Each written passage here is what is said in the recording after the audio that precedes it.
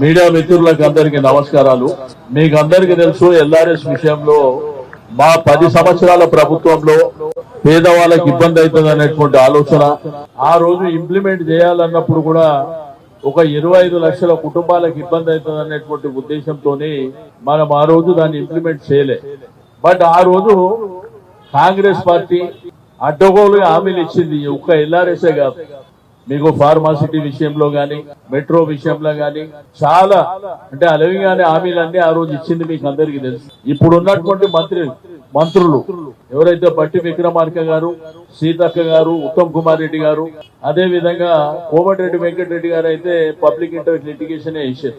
వీళ్ళు అటు కోర్టులో వేసినటువంటి మీరు ఆగండి, నో ఎల్ఆర్ఎస్ నో బిఆర్ఎస్, మేము ఫ్రీగా రిజిస్ట్రేషన్ చేస్తామని చెప్పారు. ఆ వీడియోస్ కూడా మీ లైబ్రరీలో ఉన్నాయి.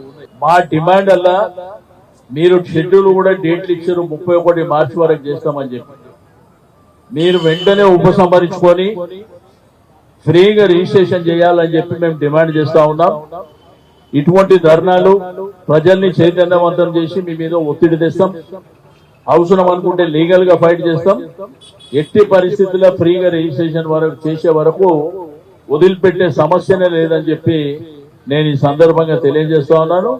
తప్పకుండా మీరు ఎలక్షన్ల ముందు ఎన్నో హామీలు ఇచ్చారు, బట్ ఇది ఏకంగా 25 లక్షల కుటుంబాలకు నష్టం జరిగేటువంటి అవకాశం, వాళ్ళ నడ్డి నిలిచేటువంటి ప్రయత్నం, వారిని ఆర్థికంగా ఇబ్బంది పెట్టేటువంటి ప్రయత్నం మీరు ఏదైతే చేస్తున్నారో వెంటనే ఉపసంహరించుకోవాలని చెప్పి డిమాండ్ చేస్తా ఉన్నాను.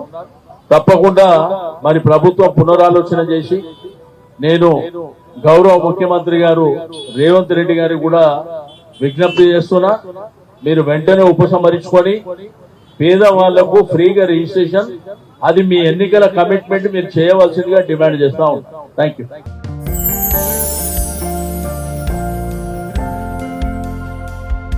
లవ్, ఈ అందమైన 4 అక్షరాల బారిన పడని మనిషి ఉండరు, మనసు ఉండదు. ఈ లవ్ కొంతమంది జీవితానికి సరిపడా మధురమైన అనుభూతులను అందిస్తే,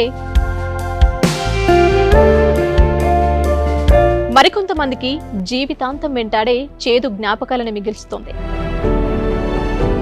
లైలా మజ్ను, పార్వతీ దేవదాస్, ఈ 2 కథల్లో మజ్ను లైలా ప్రేమ కోసం ఎంత పరితపించాడో విన్నాం. దేవదాస్ పార్వతీ ప్రేమ కోసం ఎంత పిచ్చోడయ్యాడో చూసాం. కానీ లైలా మజ్ను ప్రేమ కోసం ఎంత ఆరాటపడిందో మనం ఆలోచించలేదు. దేవదాసు దూరమయ్యాక పార్వతీ పరిస్థితి ఏంటో మనం అర్థం చేసుకోలేదు. ప్రేమ నుండి పెళ్లి వరకు వెళ్ళలేకపోయినా ఎంతో మంది అమ్మాయిల బ్రేకప్ స్టోరీస్తో మీ లవ్ టుడే.